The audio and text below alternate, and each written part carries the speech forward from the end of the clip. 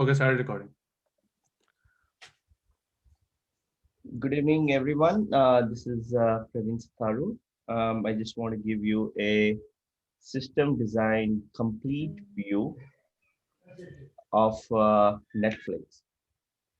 And to give a brief background, I've been in IT industry for last 17 years. I worked in Microsoft for many years, 10 plus years, and I worked in T-Mobile. And I've been taking various roles at all levels and I was one of the co-founders or one of the founders for the Bing platform search engine, and have a couple of patents on here and there of multiple things.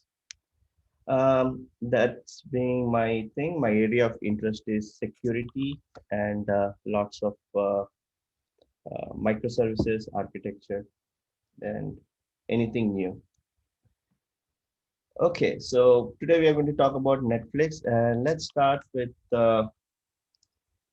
what is Netflix, right? Netflix came into origin in 1997. Can you imagine that? It feels like long, long time ago.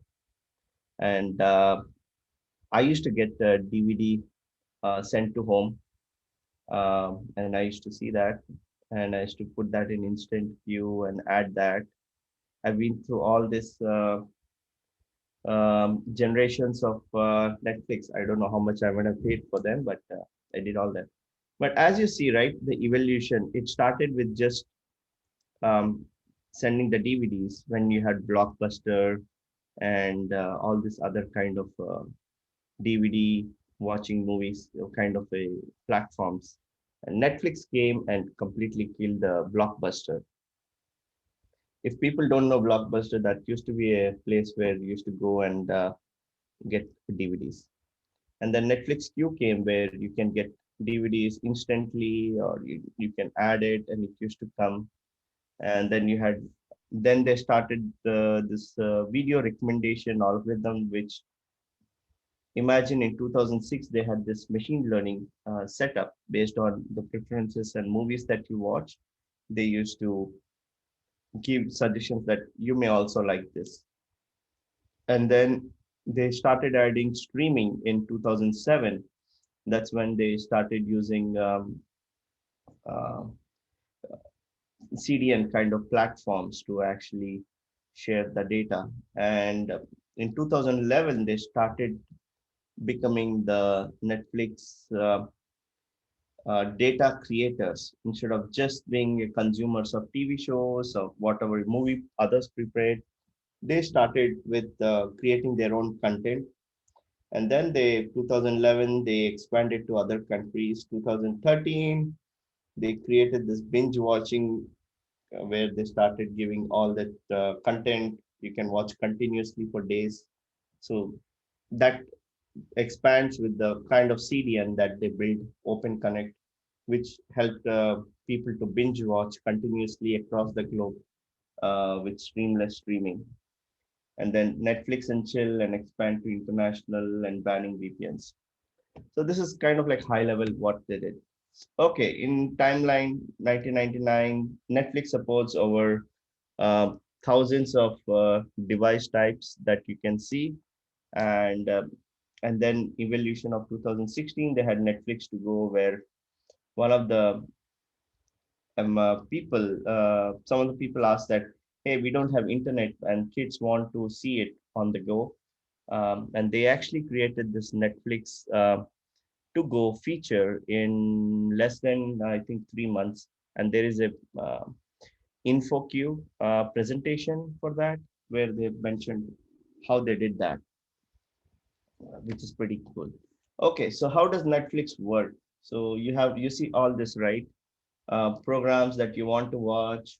Um, well, it works like this. So everything is in the cloud. Netflix runs on AWS, and it has two parts. It has AWS part where it has all the uh, user credentials or all the metadata kind of thing, and all the movies and all the other kind of content is in the CDN. and you watch it via your device, right?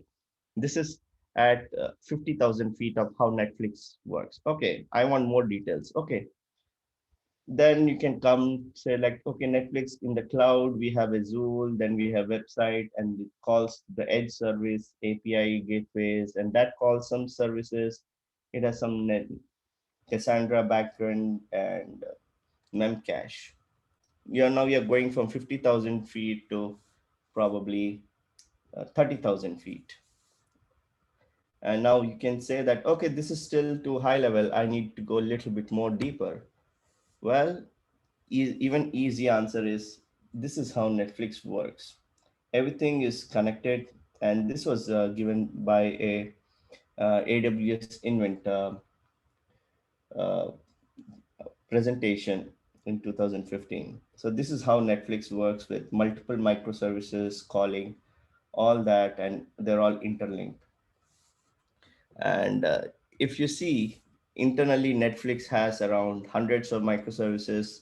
It has thousands of daily production changes, 10,000 instances, customer interactions, millions of customers, metrics, and billions of hours of streaming content, and lots of engineers. Uh, and it has as of now, Netflix is there in 200 plus countries, and it has 180 million subscribers, and it has uh, two clouds, which is basically Open Connect and AWS. So now we go a little bit more into what Netflix is. Now we are at almost like 10,000 feet. So basically, Netflix, you have a device here, and then you have elastic load balancers, and then you have Open Connect, which is where the content is stored. Then you have Netty servers, and from Netty servers, it will actually, you have a Zool here, which will take the inbound request, and it will go to the Hystrix, and Hystrix will go client. We'll go into detail like what all this thing, what Chaos Monkeys was, Chubukais and everything, Spark, Kafka, and Netflix streaming queue, transcoders, and everything. But this is a high level view of what actually happens from the point you open your device here and you click on one of this from your phone, right? This is what happens in the background. It all anything that goes like metadata, it comes here. When you hit the final play, it goes to Open Connect. Just imagine that's what is happening for now. And everything else that happens here is Chuaka or Kafka events is just for monitoring, support, for machine learning, and for better understanding of services. And for all these things, these are the things. So on a high level, just go take the request, get all the services, whether it's authentication or on each page you have hundreds of microservices, and each one will uh, has its own specific role, and it will actually work to make sure that even if one service fails, you have a resiliency of other services. Now coming to 10,000 feet, right? 100K feet. This is again, we are going a little bit uh, Netflix as a whole, right? I want to give a full view. Netflix has three areas. One is content creators, right? So you have people or Netflix, they have this own Netflix own productions, right? So they are called content creators. And then you have content creators from Disney or Universal Studios. They are also content creators. They are the more like content uploaders. And there's content creators, in-house content creators are Netflix when they create their own, and then they process the data and they render it. Content consumers are us, like people like us, which is a small part of this ecosystem. And consumer analytics is based on what you see, what are your error logs, what are the UI activities, what are your viewing habits, and what devices you and this they monitor everything, and they make changes so that you will be having the best based on your internet speed.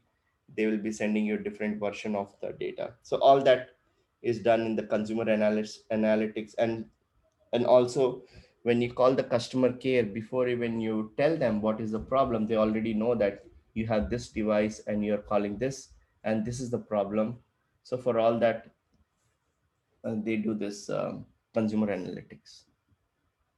So content creators, right? So you have in-house Netflix creations for distributing external films, TV shows. After they create it, they upload to AWS, and inside AWS, um, it actually takes that content in, and then it processes that into multiple formats and multiple resolutions for multiple devices. So since Netflix supports more than um, 2000 devices, so each one requires a different resolution and format. So every time one movie is uploaded, for each segment it is divided, and it is broken down into um, almost like 5,000 different packets. So one packet is 1 second of movie. It has like 5,000 packets of different formats and permutations and combinations, you can say.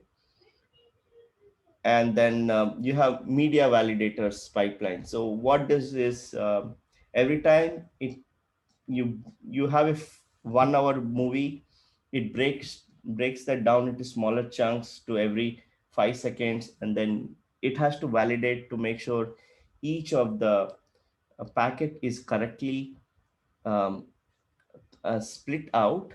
And then also the based on the language, subtitles, audio learning, so it has machine learning tagged to the audios to make sure that all the there's no voice lagging or anything. And all the packets or mp4 or mp3 is all good. And so that is what is Archer map reduce style platform. That is this all this runs in AWS.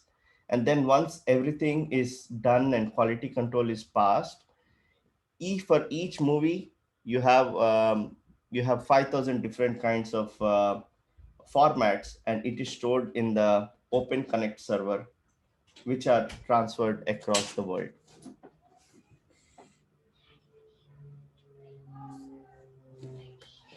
Give me once.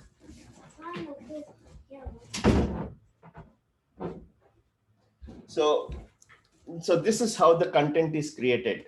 And then once the content is created, now comes the this is like little bit how the content creation works. So you have an input protocols, you have all this input protocols, your input codecs, you have output codecs, output protocols. So you take the camera video, then you take the transcoding of that and you transform that to different versions and different formats for different kind of devices. And once that is done, here comes us. This is we sitting in outside content consumers ready to watch the movie, right? So once you click on the any of the movie, right, what actually happens is we call the edge service. So from the device, this device that you see, it calls the edge service, and the edge service will actually find out. This is on AWS, um, which will find out. If you go back here to front one, this will call the edge service, and edge service will say that, hey, you are on this location, this geographic, um, and what you need to do is you based on your device and content, you will be given this kind of, and your internet speed, you'll be given this packet. And that's what happens at the edge service. You'll get the play data, you hit play, and then it goes to the edge and gets the content. And once you have the content. The CDN will directly get connected to your device, and then based on your internet speed, you may sometimes when you start the movie, it may not be clear, but as you are watching, you may see much more clearer because the way CDN and they wrote the microservices gRPC is it continuously checks to see the quality, and it changes which packet and which source you need to get. And then initially, right back in the days when Netflix just came to market, it used to take 70% of the ISP's bandwidth. So people never knew that how much of data they were using back in the day. So then Netflix and YouTube and all these other content providers has a tie up with all your ISPs, right? So you have Comcast, or you have Vodafone, or you have India, you have something else, across the world. So they tied up with all the ISPs, right? Uh, all the ISPs reached out to Netflix, said you either pay us more or we have to work out a deal or something. So what they did was they had external CDN um, that they used, and the external CDN used to route all the traffic to ISP, and that used to come to your home. And then that took lots of latency, network bandwidth, and usage. So what they did was instead of having the content in the cloud somewhere, they actually added this red Open Connect application in each of the ISPs across the world. That means whenever any user is calling, you will actually see you won't be actually um, using all the bandwidth, but only if you're in Seattle, then you'll only have Open Connect in Seattle. Will get the data not from California or somewhere else where the data has to go through all the bandwidths. So if you're in India, then the locust nearest one will actually help you out. So Netflix created this Open Connect, and that actually saved all the bandwidths, and they open sourced it. So what happens in the consumer flow is you log into Netflix app, right? Which is on AWS, and then there's a landing page, you have a home page, and there you actually only the selection, billing, search page, click on the movie, and all these are in the AWS platform. But once you click on the movie, right, the API sends what is your network speed, what is your format, what is your location, what is your device type, and it finds the best Open Connect nearby, and it gets the custom file for the device, and then there's a constant ping to Open Connect to see what is the best resolution format, whether it's a 10K or 4K, and it sends that. And all the data that you do, stats, metadata stats are actually saved and sent for future recommendations. So, and also like preemptively, right? If you are watching season one, automatically season two will be downloaded to the nearest CDN, so that if it's not available in the CDN, it will automatically download. Or if you're already on your local, then it will download to your Xbox or some other Apple TV, so that it it doesn't have to do that preemptively. So they added that also, so you will have a seamless 4K experience. And this is how the Open Connect works. Is basically you have a origin server, that's where after your data is quality controlled, you are actually pushing the data to all the CDN nodes, and then you have all the end users who are calling from the local CDNs. Um, so this is how that API, how the when you click on the device and click for like play service, this is what is happening. So you have a device and you call the API proxy service, and the proxy service will actually call the API service, and API service will actually go back and call the sign up service, and discovery service will call the content discovery, and playback will call playback. And all this were hosted in AWS. So this is like the, if you ask someone to design something, this is how they will design, right? But as you evolve over time, right, they all of them were in as part of one service. If you see, they were part of one service, and you have different features in that. And then now what they did was they split each service into a different components, um, and service per function, and that way everything can be scalable and streamlined. and and also each one is actually a different team there. And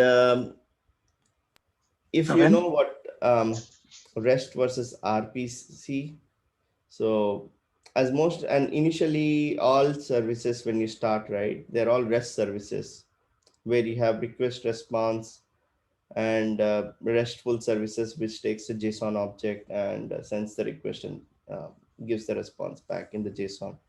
And that works for most cases whenever you have something like sign up or discovery, that would work. But when you have something like uh, URLs, or you have, when something like video streaming, REST is not that good. So, and for us, right, we were people were agnostic of how, what happens in the background. All they want is they need to get the video streaming, and everything needs to be streamlined. So what they did was, earlier they were using REST for playback of events. So what they did is they changed that to gRPC. If people who don't know gRPC, gRPC is Google's version of remote procedure call. So what that does is it uses something called proto-buffers. If you don't know proto-buffers, that is a new way to actually connect to the backend service. And you can create a proto-buffer and generate code in different languages, and each component can connect to different components seamlessly. So if you see how one can be, one language is Python, you can talk to Java, or one can be in Ruby, and using a proto buffer, you can just give the same method name, and seamlessly it can connect, and it can actually stream the data real time. And also it uses HTTP2 for proto buffers. And if Praveen? you see the original architecture, right, it was highly coupled clients, and it was only using Java, and it's a unidirectional communication. But for us, right, when you're streaming the data, you want to know real time whether your internet speed is going down or up. You want to get that bidirectional, like what we're discussing, bidirectional queue or something, right? So they want to have the bidirectional kind of information of what is happening at this destination, and they can actually send the appropriate content. For that, gRPC is good, and it connects to other systems seamlessly and with minimum coding. So this was, Praveen, one second, yeah, one second. Vishal has a question actually. He was trying to raise his hand. yeah, Vishal? Um, Praveen, going back to your ISP open connect thing, right? So yeah, initially, when the content creators create and the movie segments, movies are segmented into small packets, yeah. and where are they stored? So after they evolved, did they started storing at each ISP premises, or Yeah. So what they do is, after they are created, right? So right, each ISPs, they have a tie-up with each of the ISPs across the world. right, All the 200 countries, they have tie-ups with all countries, all ISPs, because it is in the interest of their ISPs, right? Instead Yeah, of copying, like uh, 200 terabytes of data one time to a remote location, then copying it all the time, every time, whenever someone asks something new, right? So one time right. there is a thing. And Okay, how the data goes is it goes through pipes, right? And they don't want to right. clog all the pipes. So I And the understand same, like they have a point of presence, but I couldn't understand like will they replicate the video content at all the ISPs? yes. Oh, So awesome. yeah. Okay, So what they do is some content is banned in India, some content is banned in Africa, some content is banned in Saudi Arabia. So based okay, on their content availability and this one, they will be pushed to their content with their language settings. So if you're pushing it to China, right, then it will have Mandarin or Chinese or Japanese or Korean kind of thing. If it's going to Russia, then it will have Russian. So they will, when they transcode it with different features, right, subtitles. So they have understood. different subtitles. Uh, Right. yeah, Okay, thank you. yeah. Quality control for subtitles and machine learning, right? So once this is Right. done, once it goes to the CD and master, it gets pushed to all the other places. Okay, So got it. that way they can, you have content, you have subtitles, and if someone from Russia asks for something in Hindi, that one point they may actually get the content explicitly. But other than that, it will be more 90%, 95% of the time, it will be coming from the local ISPs. Interesting. Thanks. So, uh, getting into, I don't know if people want to understand this, but getting into some of the low level, how I get play data, right? This is the actual code of the Netflix, how get play data works. So originally when the get play data works, right? So you click play on the device, right? That is my use case. So then it gets the customer ID, it gets what title you want to play and what device you have. And then it internally used to call three different microservices, get customer info, get device info, and decide play. And this device info is passed inside the get play data. So if device info fails, then get play data is failed and then get play will be failing, right? So this is like a orchestrator microservice, correct? So then they changed it a little bit, saying that we are getting too much um, into dependent with other things, right? So from a content, it comes threads, you get play, get customer, get device, and get. So they got it in three different thread pool, one thread request and three and different thread pool. So beyond request and response, what they did was they actually send one request and each one will independently tell what is available, what is playing, and what is actually happening. Um, yeah, this is the advantages of gRPC is you send it once and it will actually send everything whenever it's available.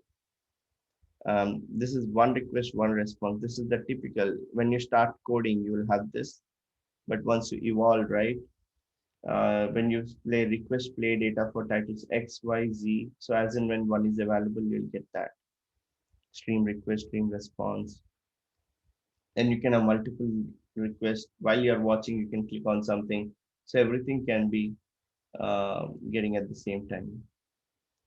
So what they did was they actually created request response event loop and worker threads and other other. So when you get this same request, right, get customer device and decide play, each is set to a different queues, and then as you get the data, it gets fed into the this thing. So everything will be synchronous. Um, Asynchronous architecture. So what they did was they actually get play data, you put that, and they zip that. and this then that get play data, customer ID, get device, and and then get customer info. Whatever you get, you put that into, and all this gets zipped into a one event packet, and that event gets split and sent to backend. And the queues get, as and when it gets data, either the dedicated thread will actually send that back. Um, and the API play services uses only data that is needed, and its predictable characteristics, reduce dependency chains. So what it does is most of the data, whatever you need for the customers, customer info data and device info data, right? These are kind of like static data, right? It doesn't change that often. So what they did was they actually created out of the data sources of customer and this one, they created a materialized view out of it. And this is where you have memcache or any of the other technologies that you want to use Elasticsearch to actually get the data into this, and you'll play from it. So you'll have predictable operations, um, and users will only get the data. If something new comes which is not in the materialized view or cache, then it will go to the backend. Um, Otherwise, most of the data will be here. And now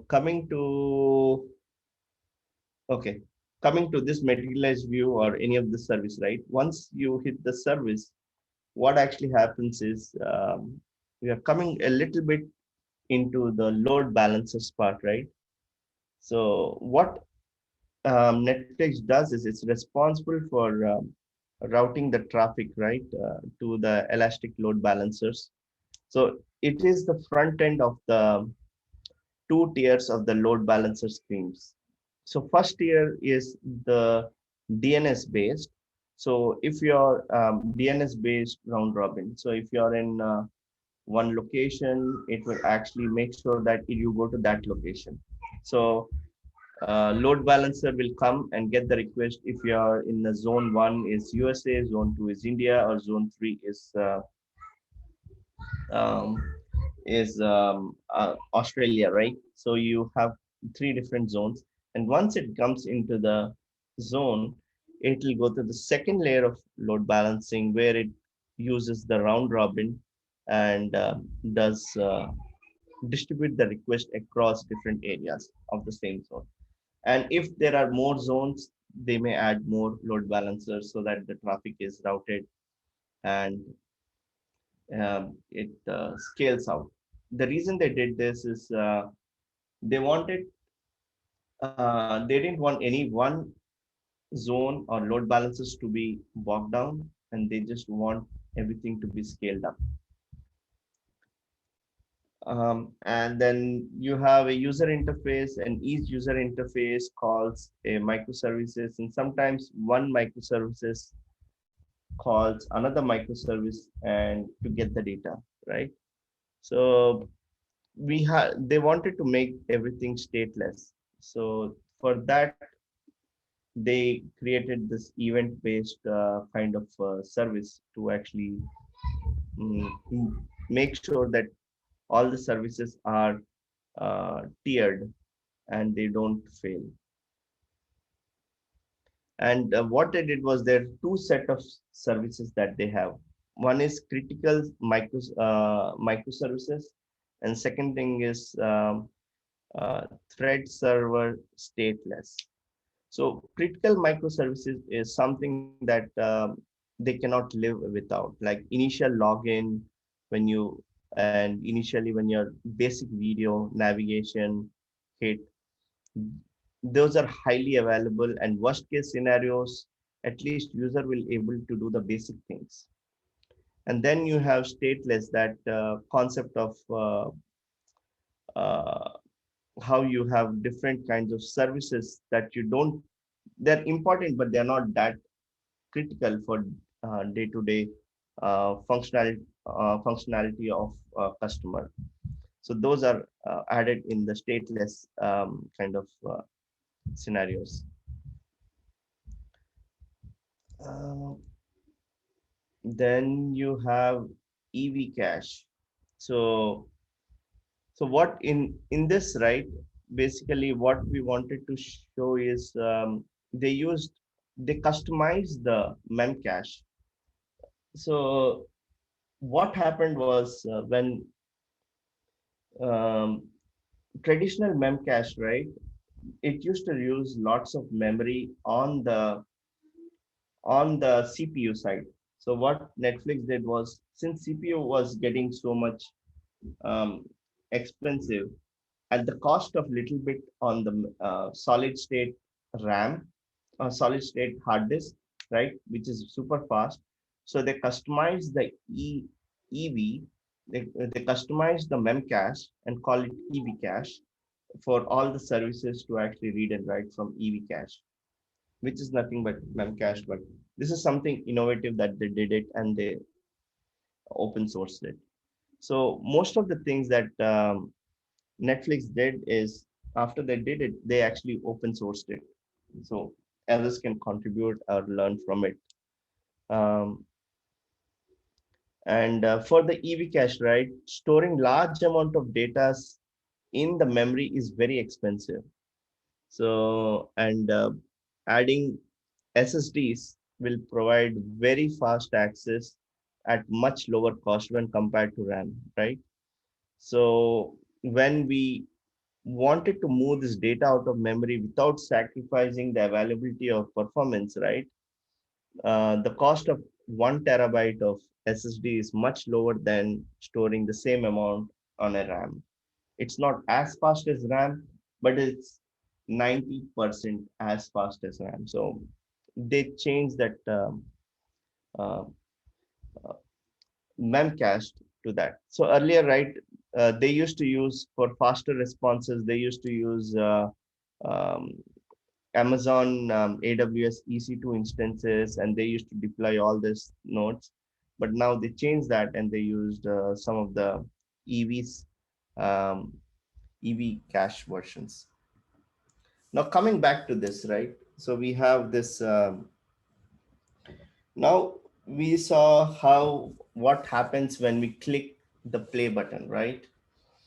Um, I think after this talk, you will understand that when you hit the play button, multiple things happened in the back end for your seamless thousands of hours of videos that you binge watched. So you have ELB, which is elastic load balancers that perform um, two tier of load balancing.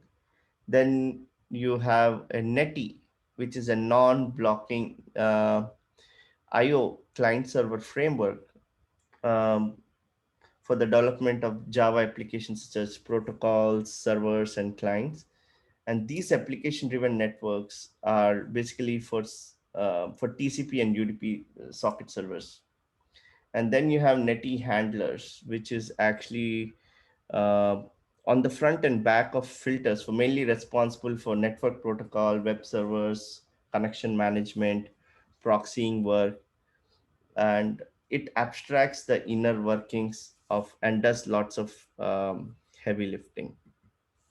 And then you have Zool, right? Zool is nothing but a gateway service that provides dynamic routing. So you have Zool, you have HA proxy, or any of the other things that you use, right? So Zool is one of the gateway service that does dynamic routing, monitoring, resiliency, and security. It provides an easy, it's kind of like a hash map, which does key value pair kind of thing, which uh, takes the filter and does it. You can actually run it on your local and try it out. And then you have inbound and outbound filters, right? This is responsible for authentication, um, routing the request and forwarding the endpoints. And outbound filters is used for zipping the contents to calculate the metrics, adding the removing custom handlers, and sending back to Netty server to received by the client. So, an advantage of Zool is that it shards the traffic, and it's good for load testing and test new services. You can do beta testing, and you can filter bad requests. And then comes Hystrix. His- Hystrix is another good example where Netflix actually saw a problem and then solved it, um, and then they open sourced it. So today, if you use Spring Java microservices, Java Spring Boot microservices, you will know you might have used Hystrix for resiliency, so that if a service goes bad or slow or doesn't respond in time, you can have custom response back to the front end, so that you can gracefully, if a service is failing, then you can automatically switch to another service or use a default message. So things like that, Hystrix can be done. And it is very important in a complex distributed system to rely on the response, right? So if one of the response, you're calling another service is calling another service. So if you don't install Hystrix, then if one of the you're as strong as the weakest link. So if one thing goes down, then everything goes down. So Hystrix is one way to prevent that, and the dependency among the servers can create the whole system to go down.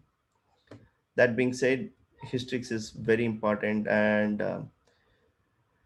Netflix solved it, and they created a library to do this, and to interactions between all the fault tolerance and the latency tolerance. What So this is done by um, isolating the points of access between the services and remote systems and third-party libraries. And it prevents the cascading of problems in a distributed systems. If you have two application, it's okay. But if your whole system is kind of convoluted, right, it's good to have Hystrix implemented.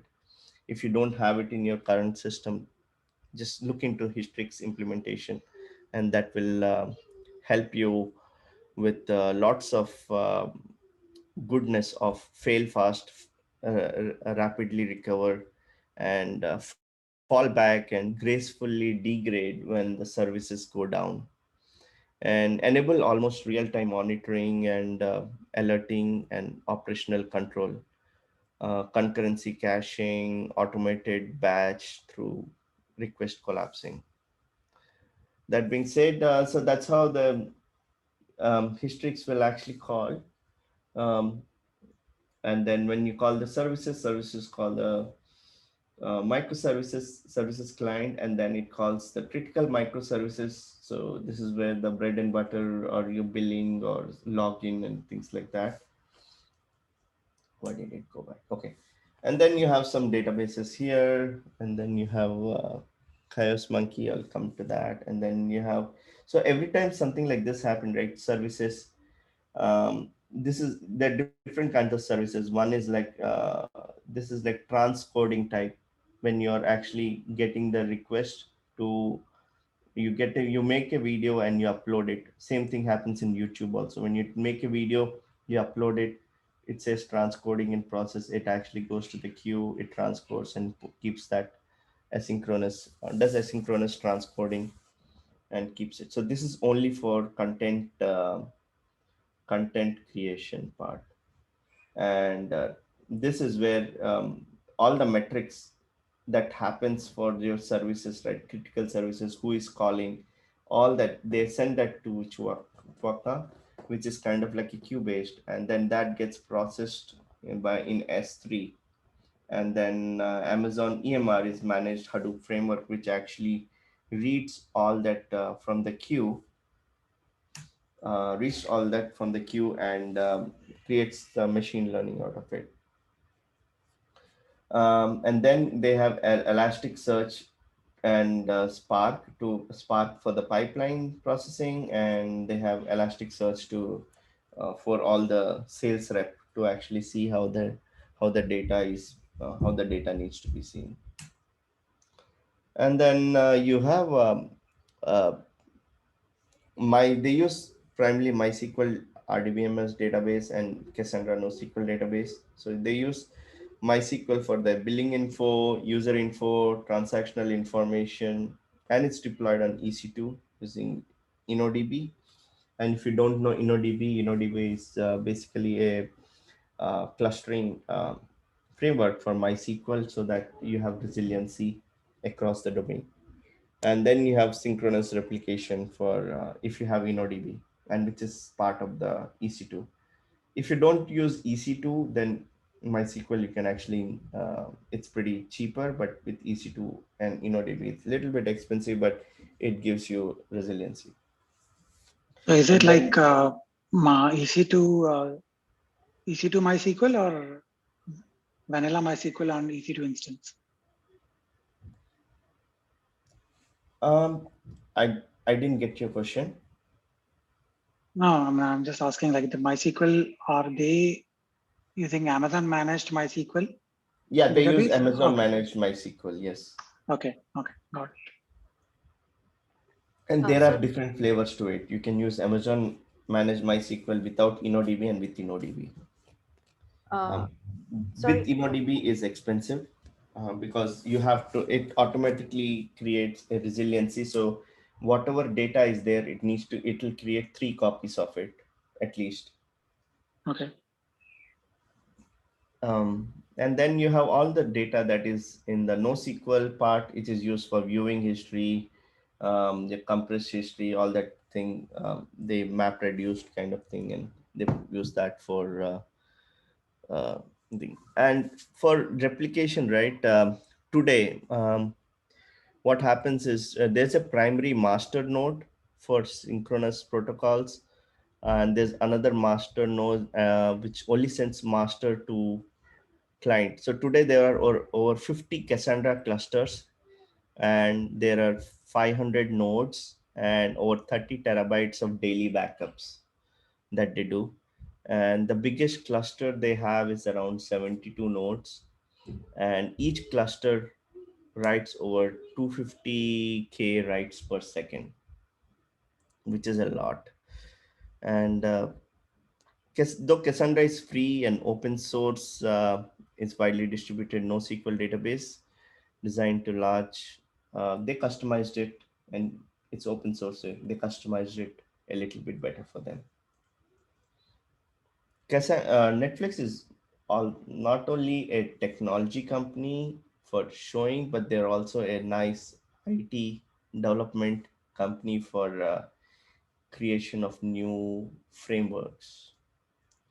Now coming to Netflix uses Apache Kafka and Apache Choke to ingest the data, which is produced in different parts of the system, right? So every day, Netflix provides almost 500 terabytes of data events that consumes 1.3 petabytes of data per day, and which is almost like 24 gigabits per second during peak time. Imagine that kind of 24 gigabits per second they get the events into this queue. And these events includes like error logs, activity logs, performance events, video viewing activities, troubleshooting, diagnostic, and all those into these queues. So Apache Kafka is an open source collection system. It's is used for collecting data and for distributed and monitoring analysis and view. So what it does is it takes the writes to Hadoop file, and Hadoop file to big data team, and big data will convert that to Hive and Parquet form data, and then they upload that into Kafka. And Kafka is responsible for moving the data from Kafka to S3 so that it can easily be searched on Elasticsearch and secondary Kafka topics. So they have different topics that so they process it and put that into different topics. Like if something is sensitive, which is only customer service needs to be known, they send that to different topic like customer topic or something. Something for machine learning, they will send that to machine learning topic. And that way all the data is separated, and it's only people who need to know will actually consume the topic. And the routing is done using Apache Samza framework, which is actually which make sure that data is whatever is the routing that is done in Kafka is done in the right place. And live view history, so they also can actually really see what actually in real time, as the data comes in, at any instance of time they can actually see who is watching what, because they get the live feed from the CDN of who is um, which title ID is being used and who is watching it. So at real time they can actually see second by second who is watching which content. And if you don't know, last Grammys, 17 of the Oscar awards movies were from Netflix, which is a great achievement for Netflix content. And Elasticsearch. Elasticsearch is used for data visualization and customer support, error detection, resources usage, and also sign up and login problems. And now they also want to add this sign up detection, right? So people can't use the same passwords at multiple locations. So that is something that they found, and they're probably going to add that.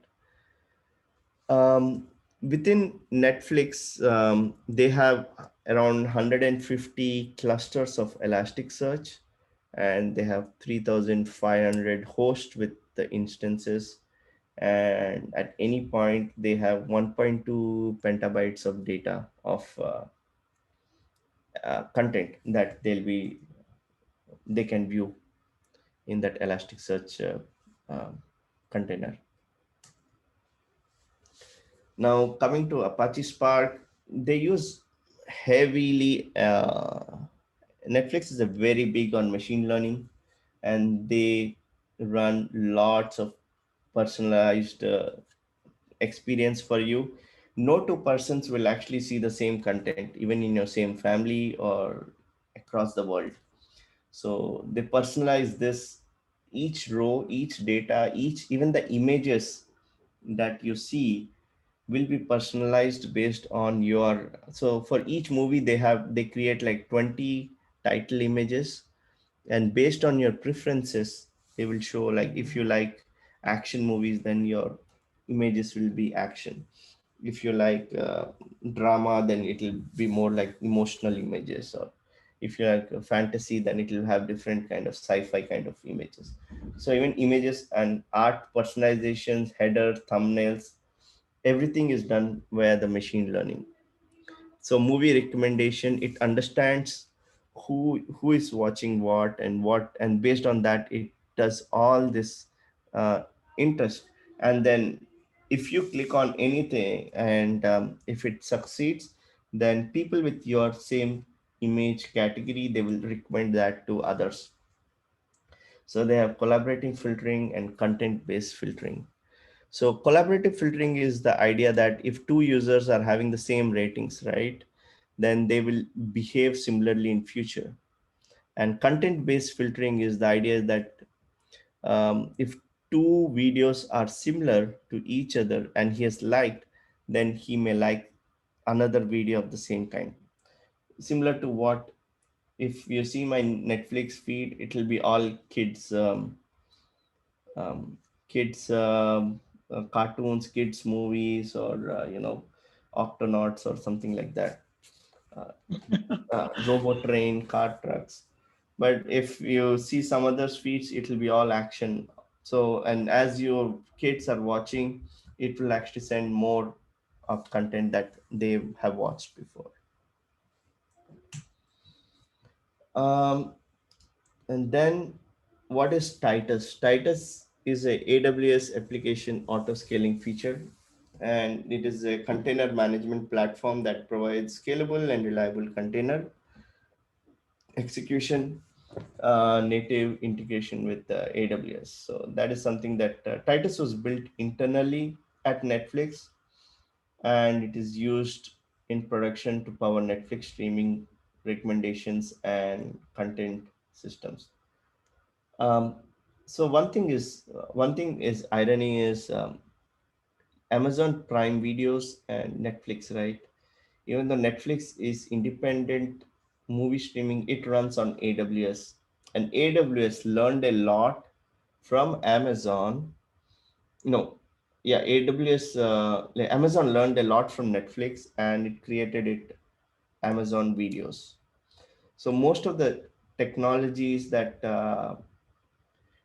Netflix uses, Amazon actually copied it or actually learned from their failures and success.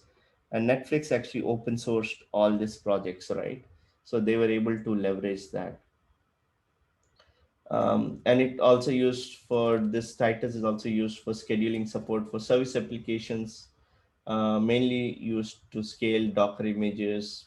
If you know how Docker images work or Kubernetes work, you can scale up and down kubectl, scale up, scale down, and it talks to AWS auto scaling, AWS gateway to scale Dockers on AWS. So all these are the some of the contents that Titus does, and it is right now on. If you take the Google, right? Google has similar Helm and other kind of ways to increase and decrease containers and managing. And this is the Amazon Netflix way of handling this. I think they also use Spinnaker for continuous deployment. Who uses Netflix, Netflix? Spinnaker. Yeah. Spinnaker. Okay, that's good. Um, and what else? And also, what one thing what Netflix does is, they preemptively um, shut down and bring up all the services. Like if people in the East Coast, right, when they are going in the daytime, they'll turn this Netflix off, and when they come back from office, they will turn the services automatically, scale up to meet the demands, and after 12 o'clock they will turn it off and they'll come to East Coast and West Coast. So based on the people, and after 12 o'clock of each time zone, they will scale down the services. That way they are they're not getting charged a lot from Amazon. So they preemptively scale up and scale down using this Titus for cost also. So they were able to save millions of dollars using this uh, machine learned scale up and scale down, where for each geographic location based on the time zones and availability. But one thing I was reading is after this lockdown, more people were watching Netflix at home even during the office hours. So they're they were actually more in demand than earlier. It was only after hours, but nowadays all the time because of the kids. Um, and also I looked at lots of blogs. Netflix blog is one of the blog I like a lot. If you don't know, um, Edge authentication is one of the tokens. Or I use Medium. I use so whatever I got HA proxy versus Zul. So any of the things that I felt like, if you want to go into some details, we can go into that, or we can go once you read it, right? It'll be really good for you to understand. Especially this edge authentication was really interesting. Yeah, you should see that, and they actually did pretty good. Yeah, edge authentication agnostic. So I I I read this, and so they start with how they started with edge authentication, and then how we got here, how that Netflix authentication works, edge to origin to auth server, and then what they change for different devices, and how they solve the problem, right? Between keeping the key management and so edge authentication is when you that when you first time log into Netflix, right? You don't log into Netflix all the time, correct? because it's automatically saved it. So how do you save that? And every time you send it out, how do you authenticate it? And when a new key comes, how do they authenticate it? How do they sign up flow? And how do they do the key management and the tokens? How do they pass everything? So just for the authentication itself, you can go detail into how that all the request happens, and how the password, how the net uh, node sends that to edge service and subscribes, and how they optimized it at the end, right?